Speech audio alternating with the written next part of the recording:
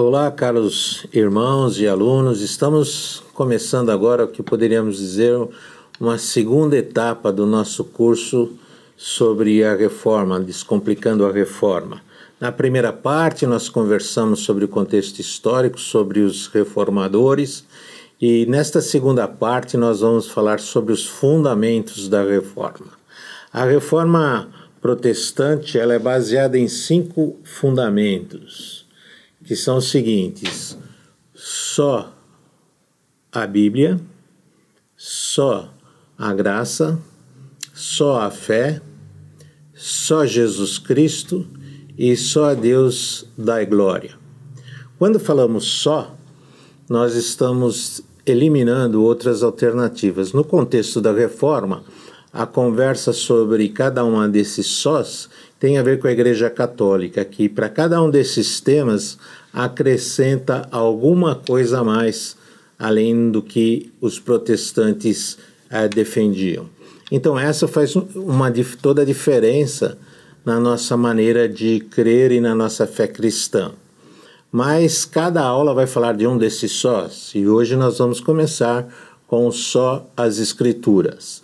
Quando nós falamos sobre o só as Escrituras, nós estamos falando que nada mais deve ser acrescentado a elas. Se você for nas declarações de fé das igrejas protestantes, você vai ver que todas elas, num coro, podemos dizer assim, declaram que a Bíblia é a única regra de fé e prática. Não existe mais nada que deve interferir. E isso, quando comparado com a Igreja Católica, nós entramos numa espécie de colisão. Os reformadores, ao decidirem por esses 5 sós, e somente a Escritura, que é o nosso tema de hoje, eles excluíram coisas que a Igreja Católica adotava, medidas, e aí nessa questão, evidentemente eles entraram em rota de colisão com a liderança da Igreja Católica. Os pré-reformadores John Wycliffe e Jean Hus, ambos foram executados por terem adotado este princípio de que tudo deveria ser justificado pelas Escrituras. E por isso eles foram executados. O próprio Lutero, a princípio, ele discordava, e o principal debate dele era com relação às indulgências. Contudo, ele não foi condenado porque ele combatia as indulgências. Ele foi condenado porque ele discordava do Papa. E como nós sabemos, na doutrina católica, o Papa é considerado infalível. E nesse sentido, Lutero se firmou dizendo o seguinte: se o Papa ele defende as indulgências, então ele não pode ser considerado infalível. E nesse sentido, ele foi banido da igreja, ele foi excomungado da igreja, ele só não foi morto por falta de oportunidade, mas não porque os seus adversários não quisessem fazê-lo. Então os reformadores, todos eles, não aceitavam se submeter a nenhuma autoridade além das Escrituras. Inevitavelmente veio a colisão com a Igreja Católica. A Igreja Católica, ela adota as Escrituras como princípio, mas além das Escrituras, ela também adota a tradição. E todos os cristãos devem obedecer às Escrituras e devem obedecer à tradição. Existe a tradição oral, que foram aquele período em que a Bíblia ainda não estava, o Novo Testamento ainda não estava escrito, e foi transmitido de discípulo para discípulo até que os pais da igreja deitaram no papel todos os ensinamentos, palavras e tudo que eles receberam de Jesus. E essa tradição oral, é claro que ela é muito importante. Além disso, a igreja valorizou muito os escritos dos pais da igreja, porque eles eram os descendentes diretos dos apóstolos.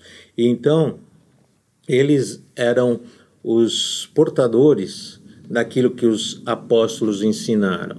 E depois vieram os primeiros concílios, e os concílios também têm a sua importância. Os primeiros concílios, eles definiram doutrinas muito importantes, como a doutrina da Trindade, a doutrina da pessoa de Cristo, sua divindade e sua humanidade, a doutrina do Espírito Santo.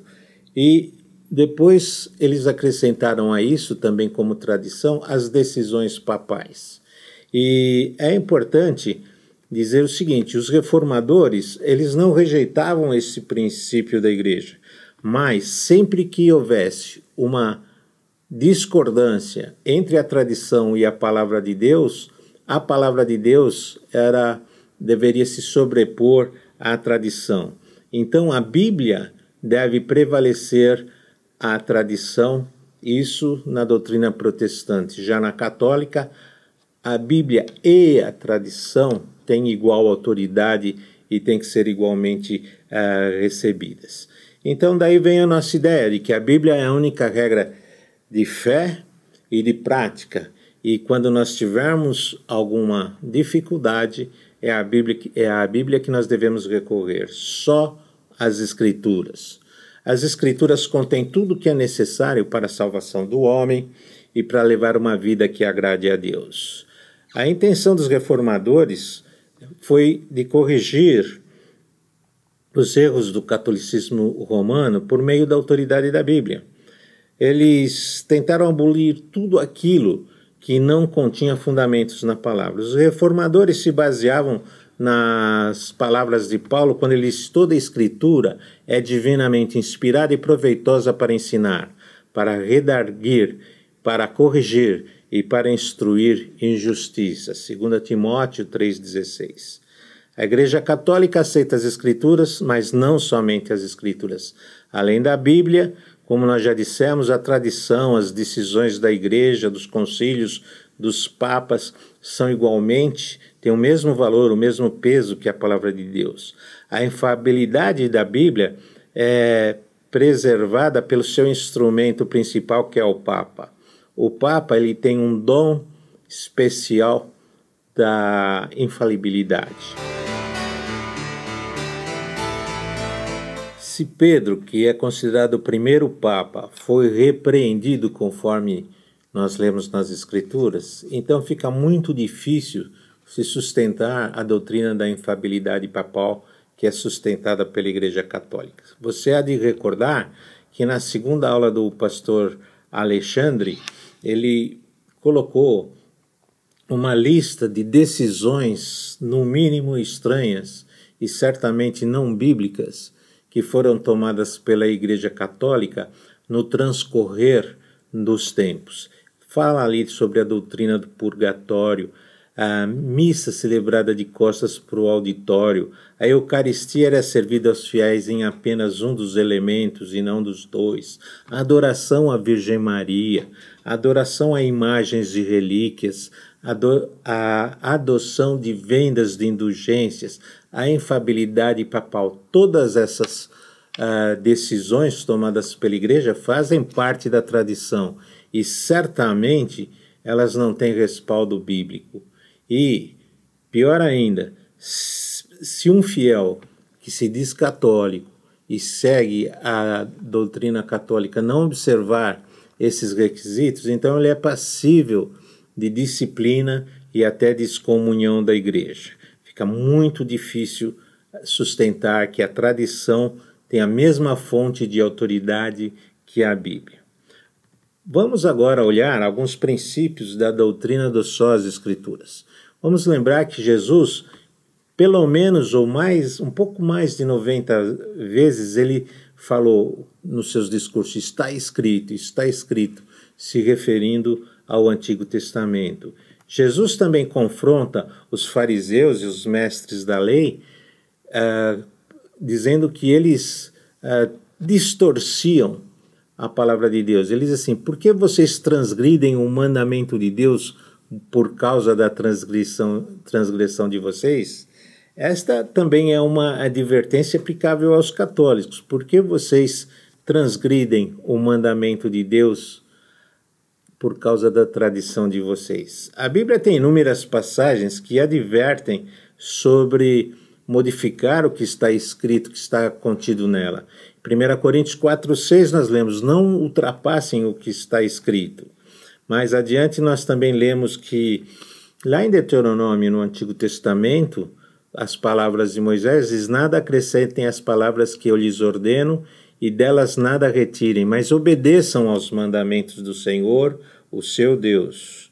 E, enfim, nós poderíamos listar aqui inúmeras passagens. No final da Bíblia, no último livro, no Apocalipse, João adverte assim: eu, João, aviso solenemente aos que ouvem as palavras proféticas desse livro.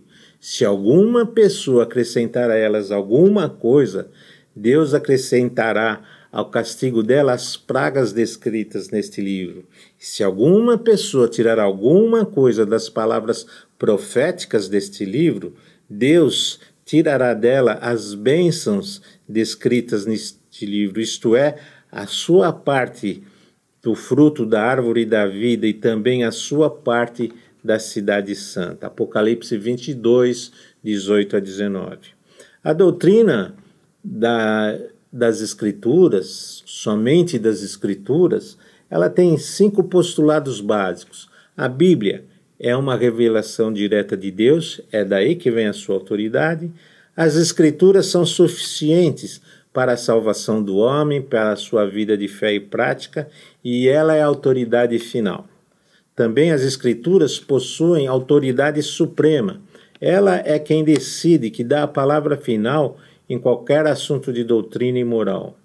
E por isso nós devemos questionar decisões dos padres, dos papas, dos concílios, quando eles se deram infalíveis. A quarta princípio seria a clareza das Escrituras. A Bíblia, ela contém tudo que nós precisamos saber para a salvação. E também, quando a Bíblia não é clara num determinado assunto, nós partimos para o quinto postulado, que as Escrituras interpretam as Escrituras. Uma passagem mais difícil, ela deve ser explicada por passagens mais simples, mais fáceis. A Bíblia é a melhor intérprete da Bíblia. São textos claros e devem ser usados para interpretar os obscuros. Muito bem, eu creio que agora você já sabe exatamente porque nós entendemos e defendemos somente as Escrituras, que ela é a única regra de fé e prática, e que nada deve competir com ela em termos da nossa salvação, da nossa vida moral, das nossas doutrinas. Quando houver algum assunto em que existe a Bíblia, existe alguma decisão além da Bíblia, seja dos pais da igreja, seja de concílio, seja de quem for, quem deve dar a palavra final é a Bíblia. Então fica aqui o nosso desafio do estudo da Bíblia. Hoje nós vemos um declínio considerável no interesse pelo estudo da Bíblia. E o nosso desafio é que você se sinta motivado a estudar a Bíblia, senão como é que você pode aplicá-la a resolver as suas questões do seu dia a dia, principalmente em momentos tão difíceis como esse que nós vivemos. Então, nosso grande desafio é em sermos encontrados fiéis pelo Senhor. O Senhor disse: encontrarei fé na terra quando o Senhor encontrará fé na terra quando ele voltar. Foi Paulo quem disse isso. E a resposta deve ser dada por nós: sim, encontrará a minha fé. Mas para isso nós precisamos estar apegados a palavras, estudar a palavra. Você veja, hoje em dia nós temos os neopentecostais e eles incorrem no mesmo erro dos católicos. Eles estão fazendo doutrinas à parte da palavra de Deus. E não basta apenas achar estranho ou discordar, é preciso mostrar e encontrar na palavra de Deus a resposta. Então eu quero deixar esse desafio para você. Fique aqui a nossa palavra. Coloque no seu coração a prioridade de estudar a palavra. O que vai ser da palavra de Deus se nós não a valorizarmos? Eu espero que isso te motive a procurar estudar mais a palavra de Deus e a frequentar a escola bíblica dominical. Até a próxima aula com mais um dos sós.